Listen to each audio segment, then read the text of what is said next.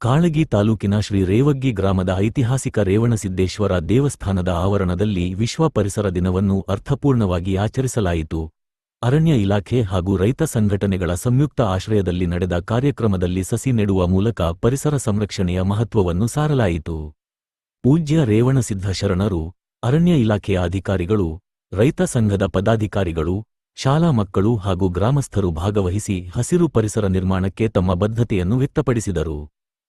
ಒಂದು ನಿರ್ಣಯ ಆಗ್ತದೆ.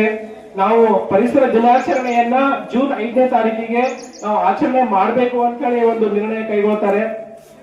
ಅದೇ ರೀತಿಯಾಗಿ ನೆಕ್ಸ್ಟ್ 1973ನೇ ಇಸ್ವಿಯಿಂದ ಜೂನ್ 5ನೇ ತಾರೀಕಿಗೆ ಪರಿಸರ ದಿನಾಚರಣೆಯನ್ನ ನಾವು ಮಾಡ್ತಾ ಬರ್ತಾ ಇದೀವಿ. ಇಲ್ಲಿವರೆಗೂ ವಿಶ್ವದಲ್ಲಿ ಈ ಒಂದು ಪರಿಸರ ದಿನಾಚರಣೆ ಮಾಡುವ ಭೂಮಿಯನ್ನು ಹಸಿರಾಗಿಡುವ ಸಂಕಲ್ಪದೊಂದಿಗೆ ರೇವಗ್ಗಿ ಗ್ರಾಮದಲ್ಲಿ ವಿಶ್ವ ಪರಿಸರ ದಿನವನ್ನು ಅರ್ಥಪೂರ್ಣವಾಗಿ ಆಚರಿಸಲಾಯಿತು.